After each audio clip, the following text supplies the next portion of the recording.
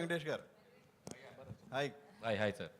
Sir ఏకంగా producer మీద IT raids వచ్చే స్థాయికి ఈ సినిమా కలెక్షన్ రావడం మీద మీ అభిప్రాయం ఏంటి?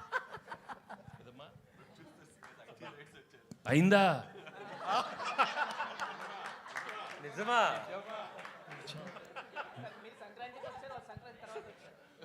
అన్నీ అవుతాయి, వాళ్ళు కూడా అన్నీ అవుతాయి, అన్నీ బాగానే అవుతాయి.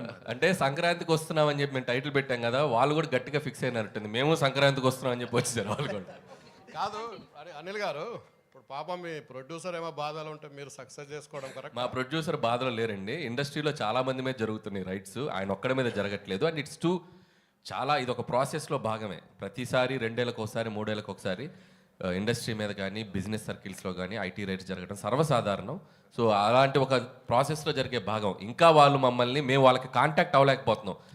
ఎవరో డ్రైవర్స్ నుంచి దొంగచాటుగా అక్కడక్కడ పట్టుకుని సార్ మేము ఇలాంటివి చేస్తున్నాం అంటే రాజుగారు ఒకటే చెప్పారు, మేము వచ్చినా రాకపోయినా మీరు ప్రమోషన్స్ కానీ ఇంట్రాక్షన్స్ కానీ ఏవి ఆపొద్దు, ఈ సినిమా విజయాన్ని ప్రజల మధ్య మీరు పంచుకుంటూనే ఉండండి. వాళ్ళ క్లియర్ ఇన్స్ట్రక్షన్ మాకు ఉంది కాబట్టి హ్యాపీగా మేము మా పనిలో మేము సినిమా గురించి, ఇదేదో మా పర్సనల్ ఇది కాదు, సినిమా కోసం just we came here. Sukumar ఇంట్లో జరుగుతుంది, మీ ఇంటికి కూడా వస్తారా?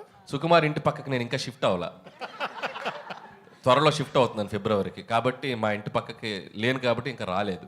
ఇప్పుడు మీరు అడిగారు కాబట్టి ఖచ్చితంగా వాళ్ళు వచ్చే అవకాశం ఉంది. వెంకటేష్ గారు సార్ సార్ మా డైలీ ప్రొఫెషన్ వైజ్గా చాలామంది హీరోలను కలుస్తూ ఉంటాం. బట్ క్లియర్లీ చెప్పాల్సింది ఏంటంటే వెంకటేష్